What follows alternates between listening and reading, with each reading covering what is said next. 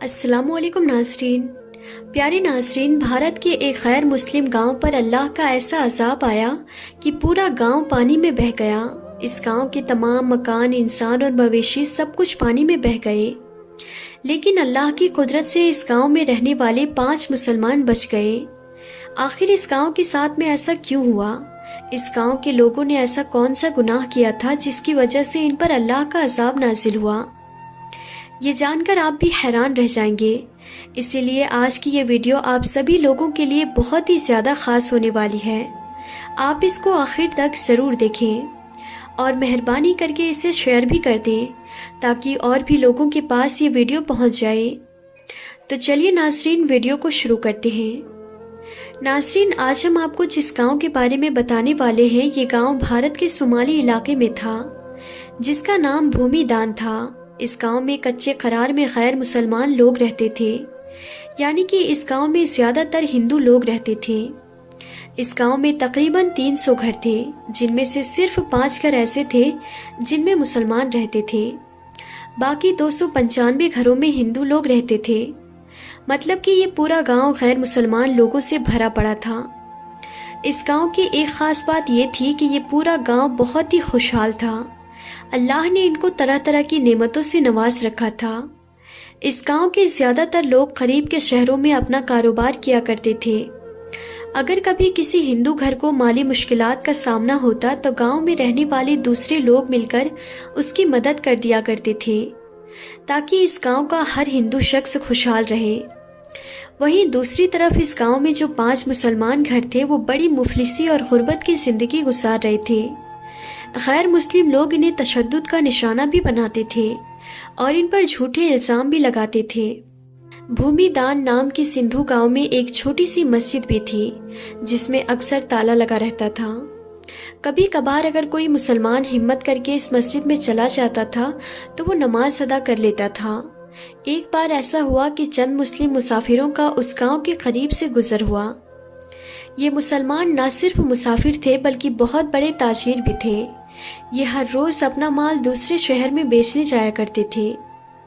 उन्हें इस गांव को पार करके अगले दूसरे शहर में जाना था, मगर ये जिस रोज़ भूमिदान गांव में पहुंचे तो वो दिन जुमे का था और नमाज का भी वक्त हो गया था। इसीलिए मुसाफिर इस गांव की मस्जिद की तरफ चल पड़े। भूमिदान गांव के लोगों ने जब बड़े शान से मुसाफिरों को मस्जिद की तरफ जाते हुए देखा तो वो सब लोग आम के चौराहे पर इकट्ठा हो गए। इधर मुसाफिर जब मस्जिद के सामने पहुंचे तो उन्होंने मस्जिद में ताला लगा हुआ देखा। तो ये देखकर वो लोग बहुत हैरान हुए कि आज जुमे का दिन है और इस दिन में मस्जिद पर ताला क्यों लगा हुआ है। खैर, उसके बाद में उन्होंने मस्जिद के करीब एक मुसलमान घर से मस्जिद की चाबियां ली और फिर वो मस्जिद के अंदर दाखिल हो गए। फिर उनमें से एक ने बुलंद आवाज़ में अजान दी ताकि गांव के दूसरे मुसलमान भी मस्जिद में आकर जुमे की नमाज अदा कर सके। फिर जब सब मुसलमान मस्जिद में आ गए तो उन मुसाफिरों में से एक शख्स ने सूरत हाल आते हुए तकरीर करनी शुरू कर दी। गांव के हिंदू लोग मस्जिद के बाहर खड़े होकर तकरीर सुन रहे थे। यही वजह थी कि तकरीर करने वाले ने गैर मुसलमानों को अल्लाह के अजाब से डराया और हज़रत लूत अलैहिस्सलाम की कौम का हाल बयान किया कि वो किस तरह से हमजिन परस्ती में मुब्तला हो गए थे और फिर किस तरह से अल्लाह ने उन पर अपना अजाब नासिल किया था। इसके अलावा तकरीर करने वाले ने मुसलमानों पर जुल्म ढाने वालों को बदतरीन अंजाम से भी आगाह किया। इसके बाद जुमे की नमाज अदा की गई और फिर वो मुसलमान ताजिर अपनी मंजिल को चले गए। अब इधर भूमिदान गांव के हिंदू लोगों ने जो तकरीर सुनी थी, वो बजाय मुसलमानों से अच्छा सलूक करते उनमें तो और ज़्यादा खराबी पैदा हो गई। अब तो उन लोगों ने अल्लाह का मजाक उड़ाना भी शुरू कर दिया था। तकरीर सुनकर भूमिदान गांव के तमाम हिंदू लोग हमजिन्स परस्ती में मुब्तला हो गए और कहने लगे कि अब देखते हैं कि उनका अल्लाह हमारा क्या बिगाड़ता है। और यही नहीं, गांव के पंडित ने भी मुसलमान ताजिर की तकरीर को सुनकर ये कहना शुरू कर दिया था कि मुसलमान लोग झूठ बोलते हैं। मर्द का मर्द से जिनसे लुत्फ़ हासिल करना या फिर औरत का औरत से जिनसी लुत्फ़ हासिल करना, इसमें कोई बुराई नहीं है और ऐसा करने से अल्लाह हमारा कुछ भी नहीं बिगाड़ सकता। साथ ही गांव के पंडित ने हिंदुओं को ये दावत भी देनी शुरू कर दी कि वो तमाम लोग इस घिनौने काम को अपना ले اگر مسلمان سچ ہے تو ہم بھی دیکھتے ہیں کہ کیسے ہم پر عذاب آتا ہے۔ اس طرح سے انہوں نے اللہ کو چیلنج کر دیا۔ ناظرین، اس کے بعد بھومی دان گاؤں کے تمام لوگوں نے پنڈت جی کی بات پر عمل کرنا شروع کر دیا۔ اس گاؤں میں رہنے والے مرد مردوں کے ساتھ میں جنسی خواہش پوری کرنے لگے اور عورت عورتوں کے ساتھ میں لذت حاصل کرنے لگی۔ گاؤں میں رہنے والے ان 5 مسلمانوں نے جب یہ نظارہ دیکھا تو وہ ان لوگوں کو سمجھانے لگے کہ تم لوگ ایسا کر کے اللہ کے عذاب کو دعوت دے رہے ہو، مگر وہ لوگ کہاں ماننے والے تھے، وہ تو ان مسلمانوں کی باتوں پر زور زور سے ہنسنے لگے۔ ناظرین، اس کے بعد جب ان لوگوں کے جنسی تعلق حد سے زیادہ بڑھ گئی تو پھر ان 5 مسلم گھروں کے لوگوں نے اس گاؤں سے کہیں اور پر چلے جانے کا فیصلہ کر لیا۔ اب جس دن ان مسلمانوں نے بھومی دان گاؤں کو چھوڑا، اس سے اگلے ہی رات اللہ کا قہر اس گاؤں پر نازل ہو گیا۔ اس سے اگلی ہی رات اس گاؤں کے اوپر ایک بادل پھٹا اور دیکھتے ہی دیکھتے اس گاؤں میں سیلاب آ گیا اور تمام لوگ اپنے مکانوں اور مویشیوں کے ساتھ میں سیلاب میں بہہ گئے۔ اللہ اکبر! ناظرین، ان لوگوں پر اللہ کا عذاب تو آنا ہی تھا، کیونکہ ان لوگوں نے اللہ کے عذاب کو دعوت دی تھی۔ ان لوگوں نے اللہ کو چیلنج کیا تھا۔ جب جب کسی قوم نے اللہ کی نافرمانی کی ہے تب تب اللہ نے اپنا عذاب نازل کیا ہے۔ اسی طرح سے جب حضرت لوط علیہ السلام کی قوم نے اللہ کی نافرمانی کی تو ان پر بھی اللہ کا سخت عذاب آیا تھا۔ وہ لوگ بھی اسی طرح سے سیلاب میں بہہ کر غرق ہو گئے تھے۔ اللہ سے دعا ہے کہ اللہ پاک دنیا میں تمام لوگوں کو ایمان کی دولت سے نوازے اور ہم سب کو اللہ اپنا فرما بردار بندہ بنائے۔ آمین یا رب العالمین۔ اب پیارے ناظرین، ہم آپ کو اسی ویڈیو میں ایک اللہ کے ولی کا واقعہ سنانے والے ہیں۔ کہتے ہیں کہ ایک دن ایک سید زادہ حضرت نظام الدین اولیاء رحمۃ اللہ تعالی علیہ کی خدمت میں حاضر ہوا اور عرض کرنے لگا، یا حضرت، میں ایک غریب سید زادہ ہوں اور سر پر جوان بیٹیوں کا بوجھ ہے۔ سادات گھرانے کی نسبت ہونے کی وجہ سے زکوٰۃ بھی نہیں لے سکتا۔ آپ میرے دینی بھائی ہیں اور آپ سید بھی ہیں، آپ میری کچھ مدد کریں۔ آپ نے اس کو عزت و تکریم کے ساتھ بٹھایا اور خادم سے بلا کر کہا کہ آج کچھ نظر و نیاز آئی خانقاہ میں؟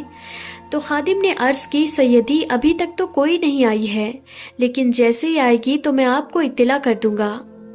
آپ نے سید زادے کو تسلی دی اور کہا، اللہ پر بھروسہ کریں، وہ دستے غیب سے کوئی نہ کوئی انتظام فرما دے گا۔ مگر 3 دن گزر گئے، کوئی نیاز نہ آئی۔ سید زادہ بھی مایوس ہو گیا کہ کتنی باتیں مشہور ہیں ان کے بارے میں، یہاں تو کوئی مدد ہی نہیں ہو سکی۔ ایک دن اس نے واپسی کی اجازت طلب کی۔ حضرت محبوب الہی کو بہت دکھ ہوا کہ مہمان خالی ہاتھ گھر سے جا رہا ہے۔ آپ نے اس کو چند پلوں کے لیے روکا اور اندر سے اپنے نالین مبارک لا کر دے دیے اور کہا، بھائی، اس فقیر کے پاس تمہیں دینے کے لیے اپنے جوتوں کے علاوہ کچھ بھی نہیں ہے۔ وہ سید زادہ جوتے لے کر چل پڑا اور سوچنے لگا کہ ان پرانے جوتوں کا کیا کروں گا۔ حضرت نے اچھا مذاق کیا ہے میرے ساتھ۔ اب دوسری طرف کی سنیے۔ سلطان محمد تغلق کسی جنگی مہم سے واپس آ رہے تھے اور حضرت امیر خسرو حضرت نظام الدین اولیاء کے خلیفہ بھی تھے۔ سلطان کے ساتھ ہے کیونکہ وہ قابل قدر شاعر تھے، اسی لیے دربار سلطانی میں اہمیت کے حامل تھے۔ آپ نے سلطان کی شان میں قصیدے کہا تو سلطان نے آپ کو 7 لاکھ شیتل سکہ راج الوقت سے نوازا۔ اپنے واپسی کے سفر پر جب ابھی لشکر سلطانی دہلی سے باہر ہی تھا، رات کو پڑاؤ کیا گیا تو اچانک امیر خسرو چلا اٹھے، مجھے اپنے مرشد کی خوشبو آتی ہے۔ مسافر بولے، امیر، حضرت محبوب الہی 2 کلو کھڑی میں ہے جو دلی سے کافی دور ہے، تو آپ کو ان کی خوشبو کیسے آ گئی؟